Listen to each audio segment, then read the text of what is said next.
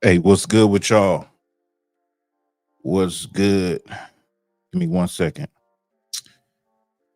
I want to share this video.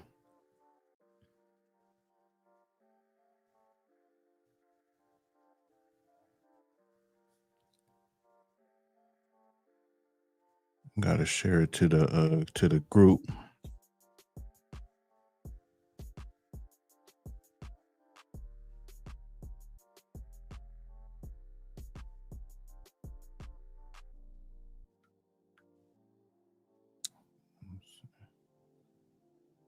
Be sure to turn this off.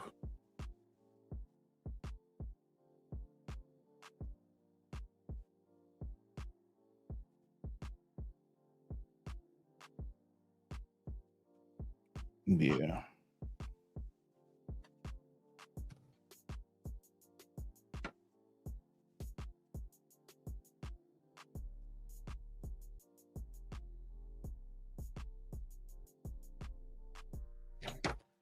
Hey, what's good with y'all? It's the Thawahgabar for Black Authentic Truth. Sunday afternoon. About to get it in. Got a lineup of clips we're gonna go through, talk about some current events. I don't have a Black Authentic Truth story, but definitely going to talk about some history pertaining to Black and Brown relations, right? So before I even get into it, like I always do, I ask everybody, like, how is your Sunday going? Your Sunday afternoon, evening on the East Coast, how's that going? How, out here in Southern California, we got what's going on in LA. The weather is good. It's Tawab. That's in Hebrew and Paleo Hebrew. It's Tawab. It's good. It's a nice day. The weather has been up and down out here. Of course, it's been hot. My immediate family, they in Arizona right now, and they said it is crazy. The heat is crazy. Let me see. I'm gonna put this a link if anybody want to come in and actually talk about some of the stories or anything that I'm going over today. So I'll try to remember to put the link in the description as we go, because as people post comments, it goes up, right? But what else? It was something else. Oh yeah, so if there's any video, anything, article or something you want me to go over on Black Authentic Truth, just send it to the email thawahgabar.com. I mean, at gmail.com, right? And I think, let me see, let me fix that real quick. Let me fix it is not right. We're missing the H, right?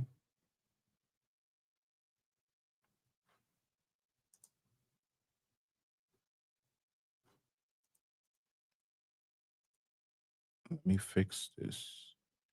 Then we can get right into it.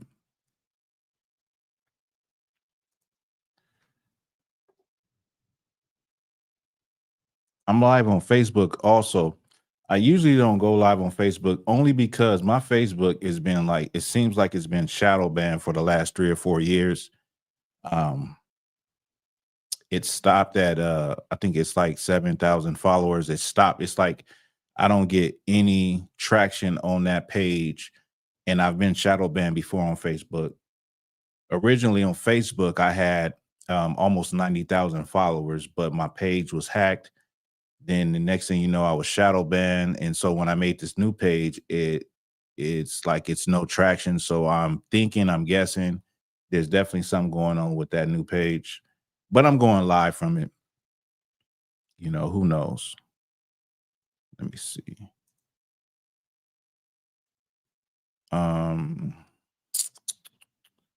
right, we are right here. What's good, y'all? I ain't got my main ones rocking in here because somebody would have already been done commented by now. I'm trying to get this link right at the bottom. So just give me a second. I'm just trying to, but yeah, I was saying if there's an article, there's a story, you can send it to thawahgabar@gmail.com and I'll cover it. I mean, if it's worth covering, I get sent a lot of stuff. A lot of the stuff I don't feel like is worth covering. Not saying but things that are important that pertain to Black people, I definitely will cover it. And I appreciate that. Okay, here we go. Let me see who somebody's up in here. That's Sister Baratha. Black Rain 303, Sister Baratha. Now, what's good? Always rocking with me. Let me see. Is this the new one? There we go. Now I got it right. So yeah, now we're gonna get into it. About to get into it. So everybody knows and seen what's been going on in Los Angeles, in San Antonio with ICE. New York with ICE is going up, is going crazy right now. National Guard being called in Los Angeles. It's funny because I had been planning to go to the garment district. They call it the fashion district now, but I was going to go to the garment district where it's the area where you could get, whatever you need, supplies. If you got a business, if you, in my case, make t-shirts, you can get it wholesale. And it's a lot of Israelites or Mexican people that are the workers down there. So I was still thinking about going this morning, but then I said, nah, because at the end of the day, you got to use your wisdom. You know what I mean? You got to use your smarts. And just going downtown right now probably ain't the smartest thing with everything going on. You know what I mean? Even though I feel like part of me feels like, oh, it ain't a problem. I can go get what I need to get and get out. But who's to say something don't happen? So it's always good to have a little bit of wisdom and to be wise in certain situations and go with your first mind instead of, ignoring that voice inside telling you like, maybe this is not a good idea. So I didn't go, right? But I'm gonna play a video right now. Like I said, I got about 6 clips. I'm gonna play some good stories, some good points. The pot calling the kettle black, a good story on that, right? And yeah, so let me just grab this clip and we're gonna get right to it.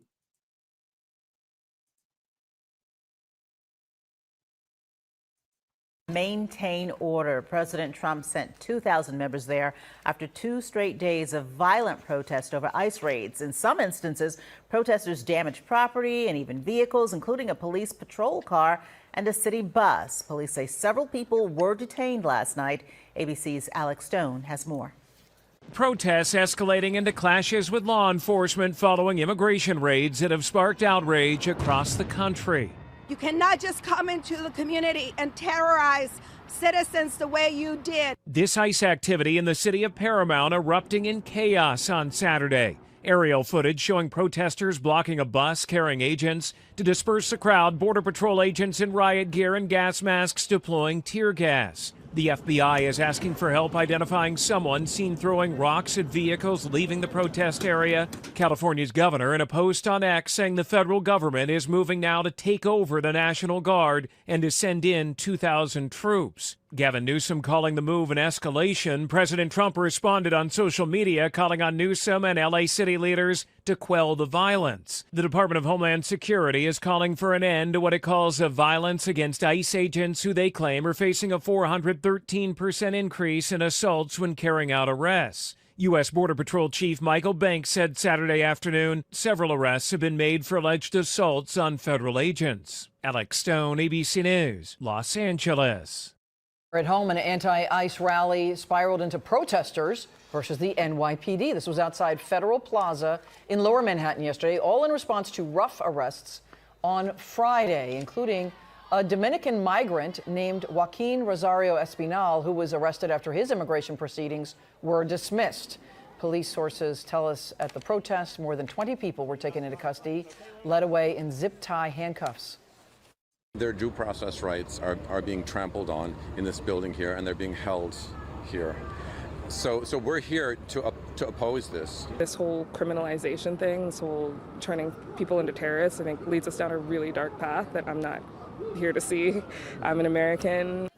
The Department of Homeland Security reports that Dominican migrant Rosario Espinal was in the United States illegally.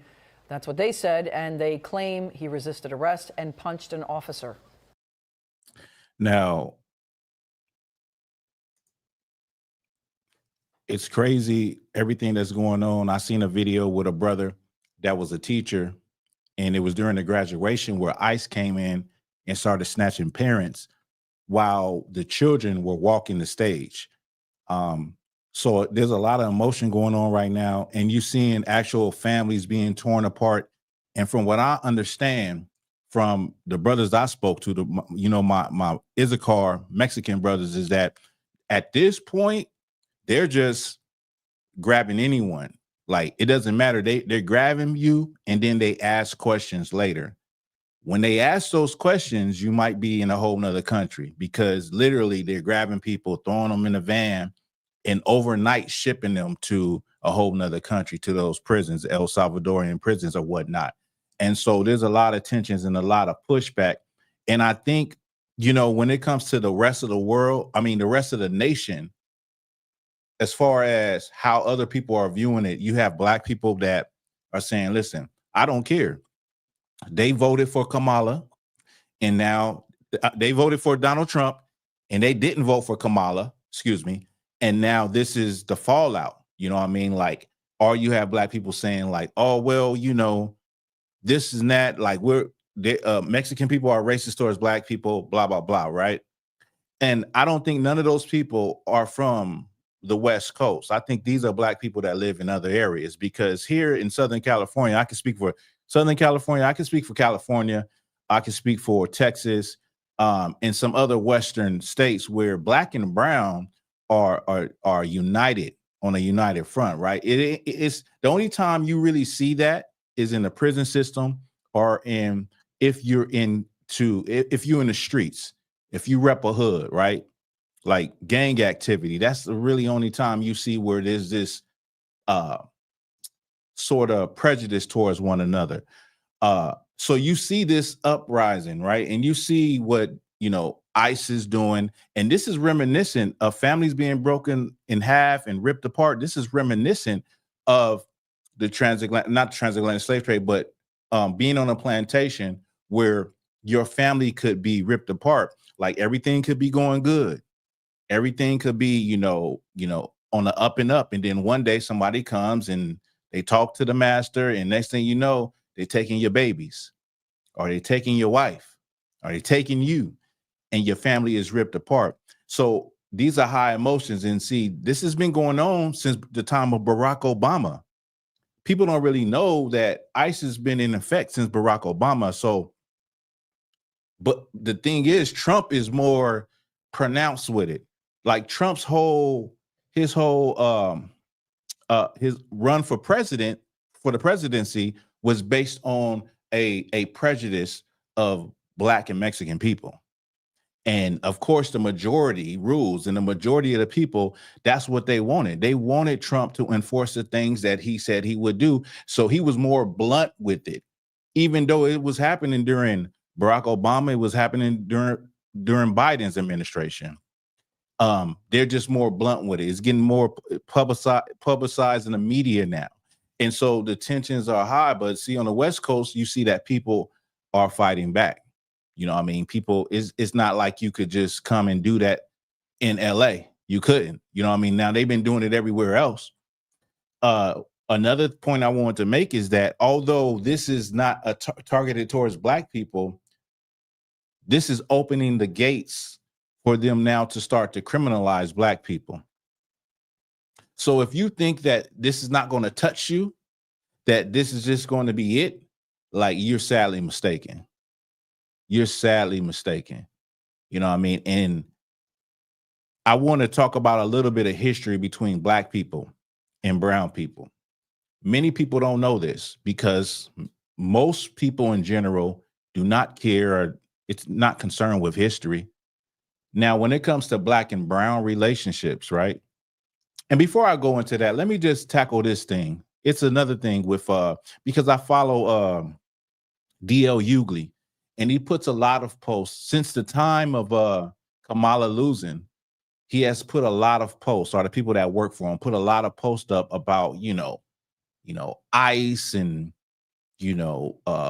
these Mexicans are not for black people because they overwhelmingly in the polls voted for Trump. And it's a lot of, you can call it kind of like race baiting. I don't want to use that word because that's the word that white people use towards black people whenever we talk about race. But it's really the only thing I can use to describe it, and then you have such a huge following of black people, black Christians and people like that say, well, you should have voted for Kamala. You voted for Trump. Now, the stance, Black Authentic Truth stance, the official stance on voting is that voting has not helped black people in 130 years. You can't come to me with no talk about the benefits of voting. So when you say that, black people will then say, well, now look what Trump is doing. And at least that wouldn't have happened with Kamala. So what they're saying is you're voting for the lesser of two evils. Like that's what your vote would have been about. Kamala out of her own mouth said, I'm not going to do nothing just for black people. She said it out her own mouth, out her own grill. She said, I'm not just going to do nothing for black people with an attitude. But we still wanted to make her black. She is not black. She was never black. She's East Indian. And she has admitted to that. But she rode that train because black people believed it, because she went to, Howard, and she, wore hoop earrings and she cooked collard greens. And, black people we're a people that want to be gamed up. We love to be gamed up. We love to be told a sweet story and pacified. We just want somebody to stick a pacifier in our mouth. Tell us some good things. Tell us some things that's going to make us feel good, and we're going to ride with you. Hell, even if you're Bill Clinton, even if you're a white person, sing a little, blow the saxophone. Blow the saxophone a little bit. You know what I mean? Do a little two-step. You invited to the barbecue. That's black people. That's simple black people. That's us. You know what I mean? But black people said this. They said, well, since Mexicans overwhelmingly voted for Trump, and let me just remind you, the people that are supposedly being rounded up by ICE were originally supposed to be undocumented Mexicans, right? These people couldn't even vote. Let me just put that out there. But they said since they voted overwhelmingly for Trump, well, that's what they get. They don't like us anyway. They should have voted for Kamala. Why are we still believing in a system that hasn't helped us in 130 years? Why? You pointing the finger at, and listen, it's like a slave being upset at another slave for what master you going to vote for. Don't make no damn sense. It's like a oppressed people, an oppressed group being upset at another oppressed group for what master you think is going to help you the most. Meanwhile, you Christian to the core and you believe in white Jesus. Make that make sense. Meanwhile, you believe in white Jesus. You believe you believe that the slave is going to be in heaven with the slave master. You believe that the people that were unalive in that church in South Carolina by Dylan Roof will be in the same heaven as Dylan Roof. And you're upset at Mexicans because overwhelmingly some of them voted for, I think it was women. Somebody correct me if I'm wrong. The women overwhelmingly voted for Trump. You're upset at that. You're upset at you. Listen, we need to come with a plan that could actually help us and fix our people. This system has proven that it cannot do that. You know what I mean? And we get caught up in the same hatred and racial prejudice. Now, this is on both sides, because you could have Mexican people that are racially prejudiced. Notice I'm saying racially prejudiced. You can have Mexican people that are racially prejudiced towards black people, and black people who are racially prejudiced towards Mexican people. The reason why I'm saying racially prejudiced is because the word racist by itself gets thrown around too much, where that's not the real definition. In order to be a true racist, you gotta have the power to change and stop somebody from doing something. Black people or brown people do not have that power. But what you did do is take on the racial prejudice that white people inflicted on you and your people. We took on the racial prejudice. So the same racial prejudice and bigotry that white people have for black people have for Mexican people. Likewise, Mexican people have it for black people. Then we have the internalized racial prejudice within our own groups. It's called internalized racism, where black people hate black people. If you're going to tell me a Mexican hate black people, I'm going to tell you niggas hate niggas. Black people hate black people. And vice versa. If you're a Mexican and say, black people hate us, I'm saying, well, Mexicans hate other Mexicans. I've seen it with my own eyes. You'll kill your own brothers. Black men will kill their own brothers. You know what I mean? But all of this stuff is learned. This wasn't happening in the history of black and brown relationships. We embraced one another. In fact, black people running from slavery went into Mexico and was given, protection by Mexicans. I know you FBAs don't want to hear that. Foundational Black Americans. And I don't got nothing against any brothers or sisters, right? But the point is what I'm making. And shout out, listen, everybody that's up in here, I think I got more people in here because I'm going off of Facebook too. Go ahead and like the video. You know what I'm saying? Share the video if you could. I appreciate it. But that's real history. Real history, the real history of relationships with black and brown people is that when black people were trying to get away from slavery, they were able to go into Mexico. The first Mexican president was a black man. You understand? Let me tell you something else that you probably didn't know. I'm sure many people don't know this. Is that the Yaqui, Sonora, Mexico, Arizona, the Mexican Indians, right? They were at war with the Mexican government because the Mexican government wanted to take their land. Once the Mexican government succeeded, what they did was they shipped these Mexicans down into the Yucatan Peninsula to tobacco plantations and rice plantations to pick, to be in slavery, right? To be in slavery, you understand?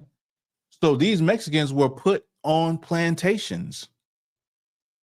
I bet you didn't know that. I bet you didn't know that the transatlantic slave trade didn't start with black people coming over here, but it started with Mayans and Taínos and Arawak Indians being taken against their will back to Spain.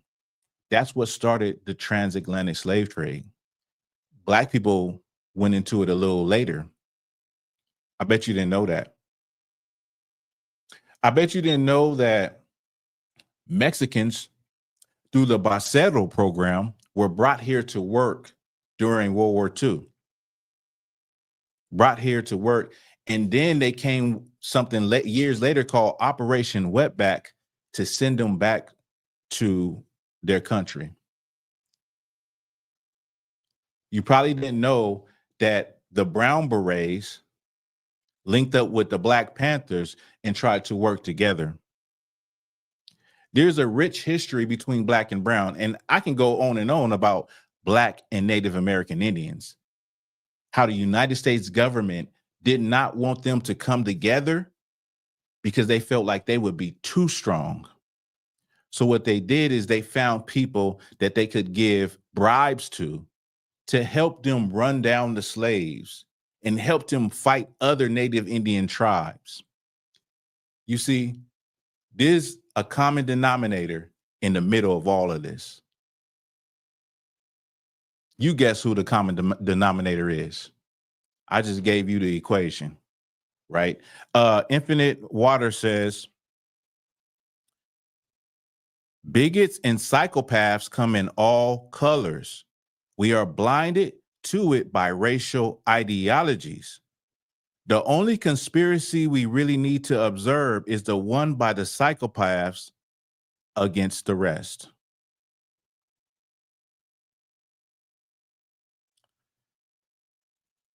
And I won't even dignify this with a YouTube beyond one, whatever. Why are you here? Just slide, kick rocks. That's all you can do. Slide. If you got something, if you have something that is beneficial to say and you want to have some real discourse, let me put this up here. You can come in here. Matter of fact, YouTube Biani, if you really about that, I'm gonna put this link. This for anybody.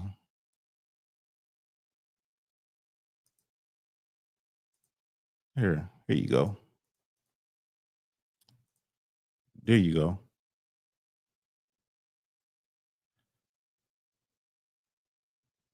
Just come online. We'll talk about it. You said FBAs don't have nothing with what these people got going on. I don't want to engage. If you're going to come online, that'll be perfect. But I got to keep moving. So, where was I at? Perfect example right here. Black people do not like history. Didn't I just tell y'all that Black people don't know no history? A lot of Black people, and I love my people, a lot of things we do is we parrot things that we've heard. And now we're in this age where everybody can get online with a thought. But nobody opens up a book. Nobody does any real research. Nobody. And Black people are the number one people like that, because you'll ask them. Here's a good one. They say, the white man wrote the Bible. And I say, how? And they can't explain how. They can't give me a cohesive breakdown on how. They don't even realize that when they say that, they're giving white people credit as though they're saying the white man is a prophet. They're giving him credit. They don't realize that's what they're doing. They think they're saying like, oh, no, that can't help us because he wrote it. No, you're giving him credit.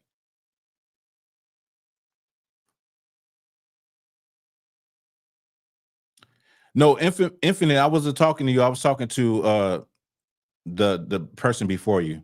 Black Rain said, people will say that until it starts happening to us. Right. You know, can't even see the real game plan. It's always a bigger picture. You said you can come on.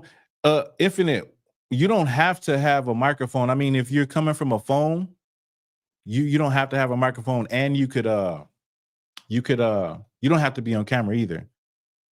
You can turn your camera off.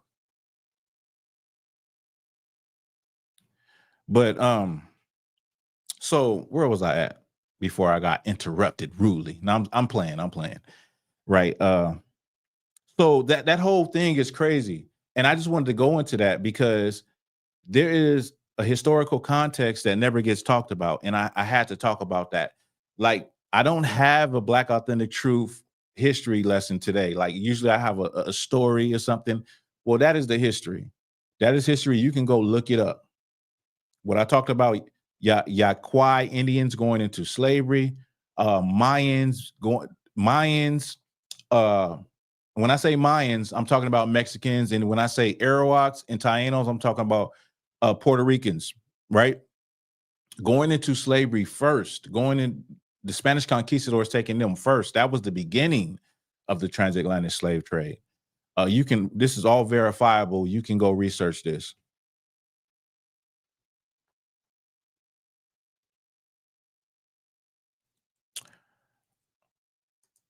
Infinite said, it's complicated. I need to change my setup. I will subscribe because appreciate that, Infinite.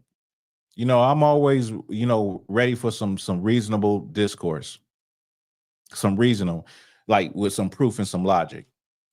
So let me get to the other part of this. I know y'all heard about Trump and Elon and how they got into it, which is, it was almost like two people in high school fighting, you know what I mean, with words.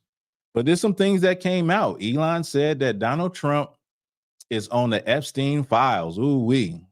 Ooh wee. Then they said, I think the next day Elon took that post down. And Donald Trump said he's going to take away the the funding for the bill that would basically help EVs and Tesla. And it was a circus, basically, a straight up circus. But there's one thing I want to point out. Now, this came out before this. The fact that Elon Musk,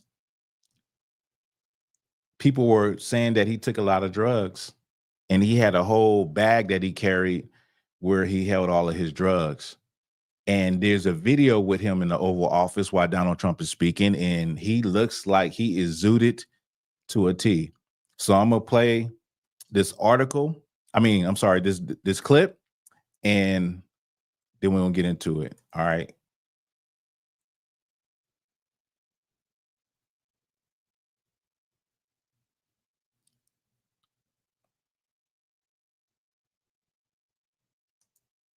Case. It's a case we win. We can't lose that case because we have the right to make grants. We're not going to make any grants like that.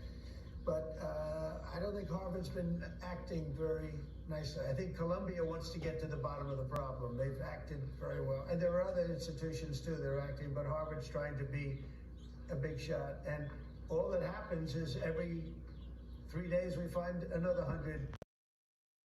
Man, did you see that? I mean, he looked like he's seeing something that can't nobody see up at that ceiling. His eye is black. He got a black eye. He rolling his head and his eyes is rolling. I mean, this is the man that was put in charge, that was, put in charge to go and, find where the government was doing all of this extra spending and, cut all kind of programs to save money. And it came out that Elon is on ketamine and that's a tranquilizer or something like a sedative or anesthetic. I can't remember what it was, but he had a host of other drugs that he took, mushrooms and ecstasy. And this guy is in charge. He's walking around like he's the top head honcho, cutting programs left and right. Let me play this again. Put this up. Well, it's a very sad case. It's a case we win. We can't lose that case because we have the right to make grants. We're not going to make any grants like that. But I don't think Harvard's been acting very nicely. I think Columbia wants to get to the bottom of the problem. They've acted. Hey, he is on some good stuff. He got that $1 billion coke. He got a $1 billion high. Very well. And there are other institutions too that are acting, but Harvard's trying to be a big shot. And all that happens is every 3 days we find another 100. Well, look, he looked like. It's a very sad case. It's a case we win. Let me hold on one second. Because we have the right to make grants. We're not going to make any grants like that. But I don't think Harvard's been acting very nicely. He got a black eye, so he was up all night on a binge. One of his girlfriends probably punched him in the face. Who knows? But this is somebody that's been put in charge as an advisor to the president of the United States. Meanwhile, he's snorting ketamine lines inside of a Tesla. He a full-blown dope head. Like, you can't be no dope head. You can't be no dope head and run $1 billion company. But he can. Elon can. You know what I mean? And now this whole fallout with him and Trump makes it even worse. The Tesla stock is falling. All of that. It's just crazy. But you got a full-blown dope head in the White House. Remember, what was it, about a year ago or 2 years ago, they found cocaine inside the White House? I don't remember who it was, but I don't think they ever came out with, who it was linked to, but cocaine was found in the White House. They up in there doing all types of drugs, probably drugs you ain't never even heard of. Got the war on drugs, got this going on. Meanwhile, they getting high out their mind. Elon Musk is a crackhead. I can hear Judge Mathis saying, "Sir, are you a crackhead? Are you a crackhead, sir? Do you smoke crack, sir?" That's Elon Musk for you. And he's supposed to be the face of, technology and the future and, robotics and EVs and all of that. Meanwhile, he's a crackhead.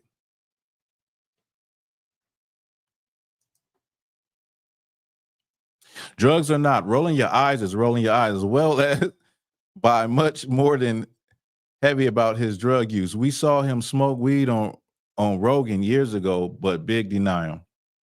Black Rain said he's zooted. He's in the stars right now. He is literally thinking about that space program because he was in space. He was up there in space. He was on a rocket high. People with the autism spectrum can indeed have odd effect. Is this drugs or is it odd effect? No, it's been mentioned that he does carry, people around him have said he carries a bag with his different drugs in it. Right. President Bush fired. Oh yeah, he fired the federal workers. Elon Musk went in cutting all type of stuff. He must have been cutting it so he can funnel some of that money, and some of that money, from what I understand, is that Tesla was getting a lot of money from the government. Probably not now because Donald Trump is not dealing with him, but funneling all of that money for his big habit that he got. I just thought that was something to, to bring out. Since Black people are always considered the people on drugs. Anyway, we're moving on to this next clip. Let's get it.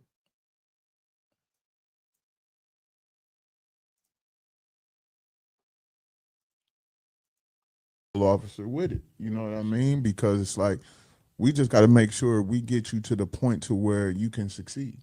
And it was like that with my daughter. Ain't no dude just gonna run up in his house and think you're gonna get my daughter, bro.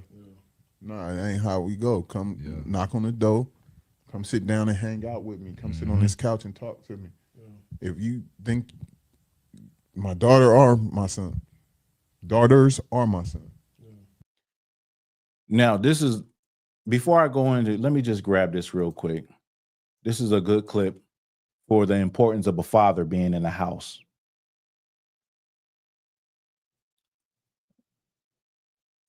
Let me get this real quick.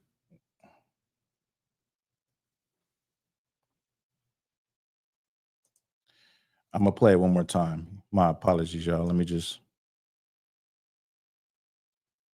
where was we at? My daughter or my son. My bad. Let me get to it.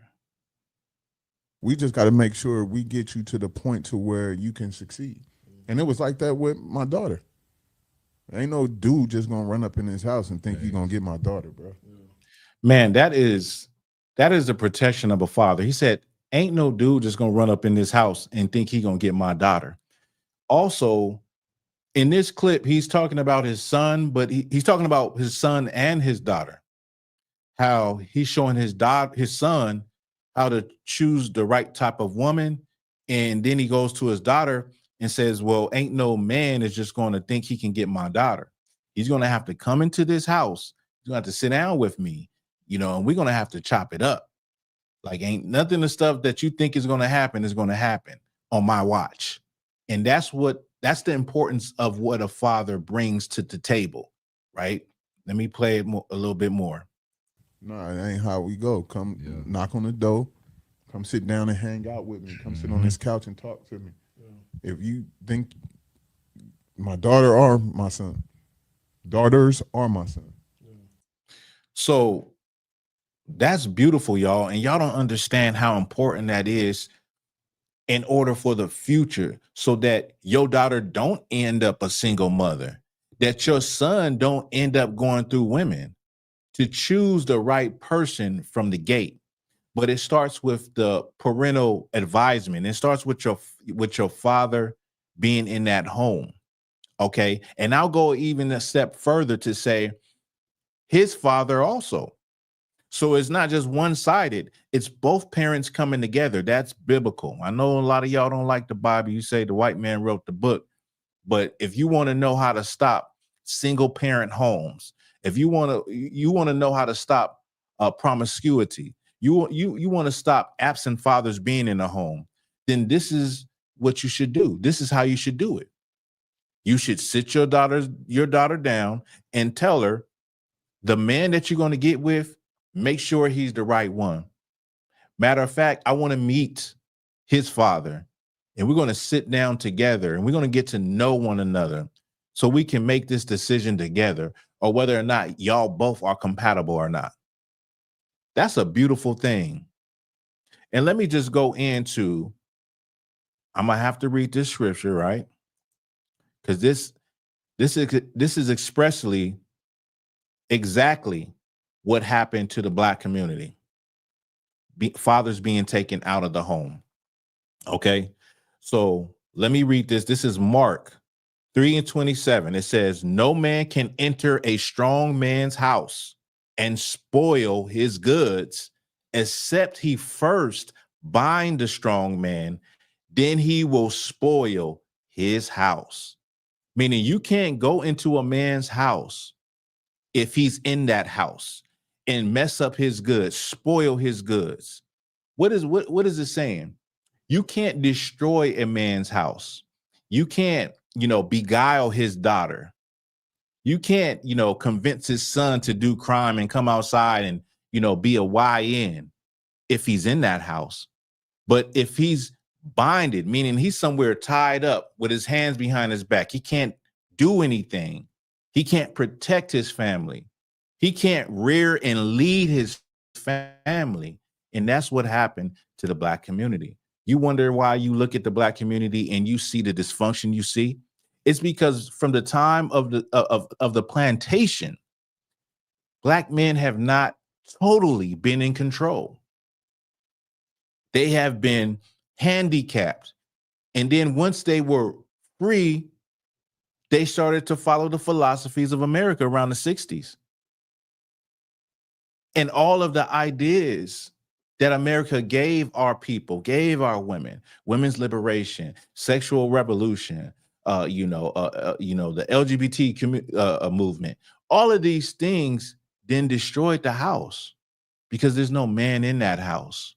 If there's no father in that house, then that house is unprotected. It's unprotected. And right here is a prime example. It's a father in this house. You're not finna come and think you're going to do what you do with these other girls with my daughter. You're going to have to knock on the door. You're going to have to sit down. And like I said, I take it even further. Where's your father? Where's your mother? Let me meet them. We need to sit down and talk about this. Then we'll approve a courtship with no sex involved.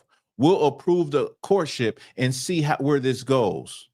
We'll revisit it in about a month or two and say, well, how do you feel about this young man? How do you feel about this young woman?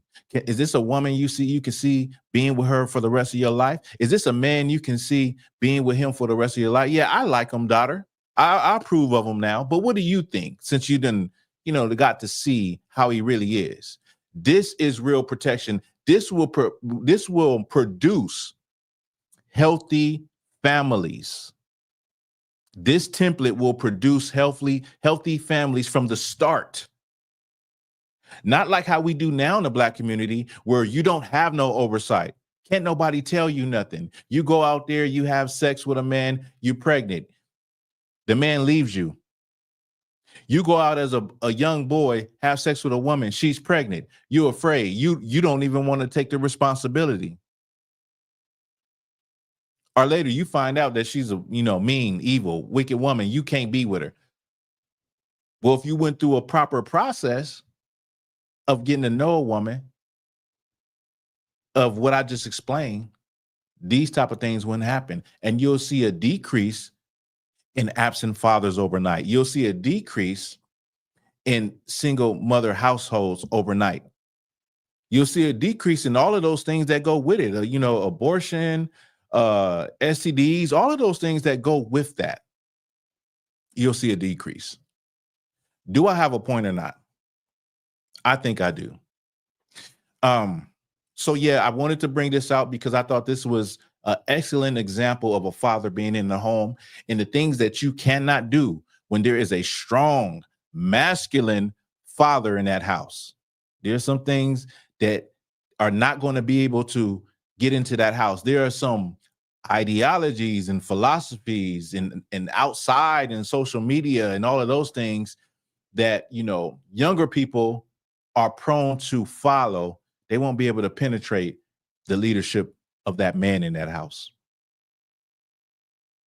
All right. Now we're going to go to this next one. Now, this is the pot calling the kettle black. Let me see. Let me grab this. Got this story. This is one of those stories for the pot calling the kettle black. And it's, it's just a thought. It's just a clip.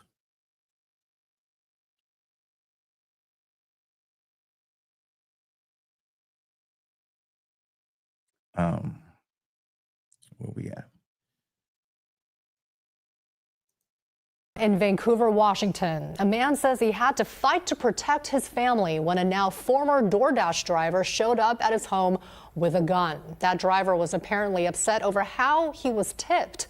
Those tense moments could have escalated into a tragedy. Alma McCarty has a story. A quiet morning in Vancouver interrupted. This loud bang on the door, real loud, startled my daughter, and she goes, "Oh my gosh, who the heck's pounding on the door?" Anthony Volino explains it was the DoorDash delivery driver who'd come by the house the night before when his daughter ordered groceries. It was a considerable amount. It was about $100 worth of food. The food was delivered to her. Apparently, she had to give a tip through the online system, which was deducted. But the driver had apparently wanted a cash tip. And for a second, Volino thought about giving him one. When he again said, "I want my tip," that's when I said, "Whoa, whoa, whoa." He leaned in like I didn't hear him. And that's when I put my hand up like a stop sign and I said, "Hey, hey, hey." And I said, "You need to leave now." A scuffle ensued. And that's when Volino realized the man at their door had a gun in his waistband. When I felt the steel, my heart just sank. My heart just sank. I was like, "Oh God, help me now." He tripped right here and he tripped up against my wife's car. And as he was on the ground, I came about right here and I leaned over and I cleared the handgun. Vancouver police arrived soon after, identifying the suspect as Robert Delahant and arresting him. The spokesperson for DoorDash told KGW that the company has a zero-tolerance policy for harassment of any kind. What happened was unacceptable, and the Dasher involved was immediately deactivated. Listen, he came to the door to DoorDash and blast. He wasn't playing about his tip. They gave him a tip online. He wanted a tip in cash and came to the door with the gun, with the burner on his side. He was ready to he was really finna take somebody's life over the tips. And I know, man, things is hard for everybody right now. It's hard for everybody. It ain't easy for nobody right now. And so can you imagine, like, you somewhere, you at a bar or something, and you tip, you walk out, you get to your car, the waitress behind you with a gun. Like, I think you didn't tip me enough. That's crazy. But that's the times we living in. We living in times where people are irrational. People do not care. You know what I mean? And like over a tip. And I understand it because I've seen videos where people that do DoorDash and stuff, they say like, "Man, I done been out here working this many hours and, I only made this much money." I get it. But that don't mean you can go and, stick somebody up. That don't mean you can go to their address and hit a lick. Don't mean that. You know what I mean? Like I said, it's hard times for everyone right now. You know what I mean? But no matter how hard it gets, don't mean you got to resort to, you know, doing something criminal. Like Black Rain said, yes, people are losing it today.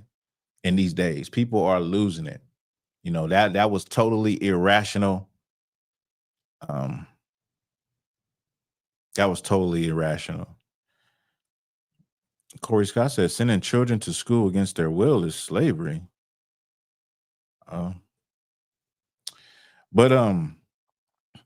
Man, I can't imagine somebody trying to stick me up or somebody like, you know what I mean? Like, and I usually give a good tip. You know what I'm saying? I give a decent tip. It's usually a little more than what they're asking for, what they think you should get. You know, that little percentage thing, the gratuity and everything like that. So just imagine you do that and then somebody still is on your head, or the next time they see you, or DoorDash like this, he got your address, so he could just pop up at your address anytime. Like, you ripped me off. You ripped me off.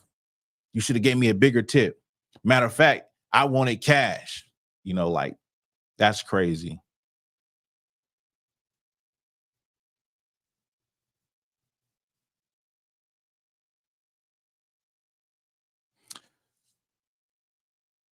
He said, okay. He said, Elon taking Adderall all day and Ambien at night. Eventually it catches up with you. Yeah, it looked like he need to catch a nap. He need to sit down somewhere. You know what I mean? Does those drugs give you a black eye? Because, yeah, he look a hot mess. You need to sit down. And being in a position like that, you shouldn't be on no drugs. That's for anybody. If you're a leader, if you're going to be in a leadership position, like, drugs is the last thing you want to be on. That's the last thing you want to be on. Especially when you're controlling funds and monies and cutting funds. You know, the type of decisions you're making might not be the same if you were sober.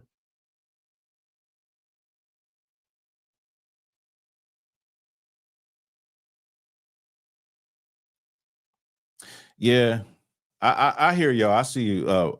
What is it? Corey Scott and Move. I got this. I hear y'all, but we on a whole nother topic. Y'all coming with some whole nother topics, man. Y'all gotta stay on topic. Look at the logo. The logo say Black Authentic Truth. Y'all gotta stay on topic. I'm not even talking about that stuff. Come on, man. Y'all gotta be sensible, man. But let me get to this next clip. Let me get to this next clip. This is a hero. We're talking about a young hero right here.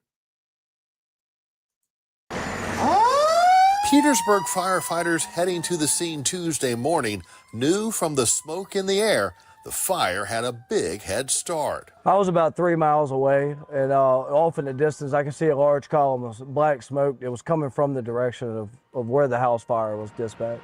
What firefighters didn't know is that a 12-year-old he's amazing. had taken care of business in the most remarkable way. He grabbed his little brothers and he got out the fire.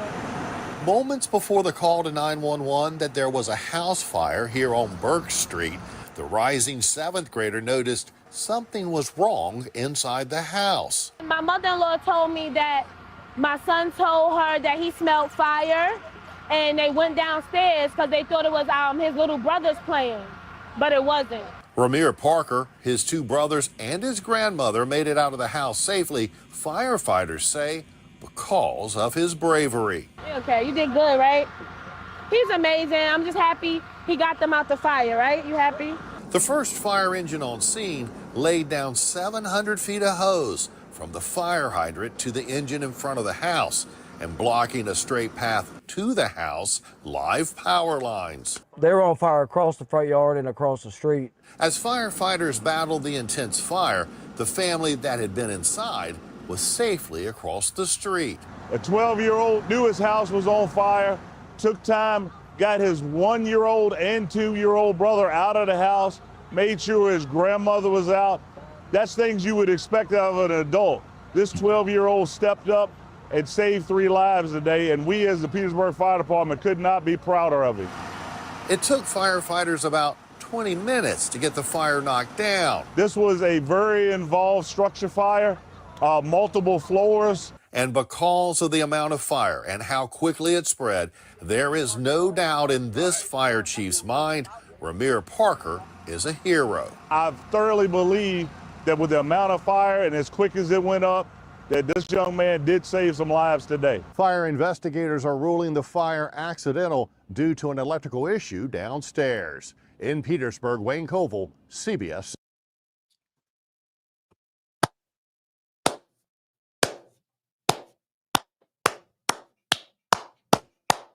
Let's go, Ramir Parker. Let's go. That's what I'm talking about. That's what I'm talking about. That's that YN energy right there. Saved his family from a fire. Let me tell you how hard that is. Just a year ago, it was a brother that tried to do the same thing. He got some people out, but he succumbed to the fire when he went in for the last time. And so he was an adult. Like the fire captain said, this is something that you would normally see an adult do. But he was smart enough and poised enough and kept his composure enough to be able to get everyone out there safely, his two brothers and his grandmother.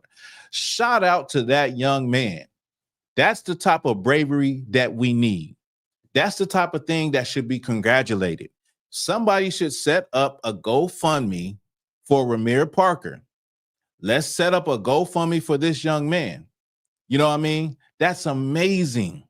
That's amazing. Most people don't even have the courage and the bravery to do something like that. Most adults would not, I say 90%, 95% of the adults would not do nothing like that. They wouldn't even try it. They'll say, you know what? What if? You know what I mean? Even if it's their own home and their own family, they wouldn't have the courage or what is it? They wouldn't be able to muster up that type of bravery and courage to go back in there and do it. You know what I mean? And so you hear stories like this all the time. These are the type of stories that need to be told. These are the type of stories that people need to hear. You know what I mean? Instead of all of the stories about young Black males doing this and doing that. There was a story about 10 years ago where there was a young brother that he was helping, him and his friend was helping an old lady move. Word got around that a young girl, little girl, had been kidnapped. And so they started to walk around looking for her in the woods and everything, couldn't find her. Started walking down streets, seen a car with the girl in it and started chasing the car.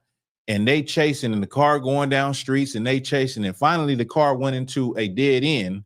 And as he's running down, the guy just put the little girl out the car and drove away. And he was young. He was probably like 13, 14.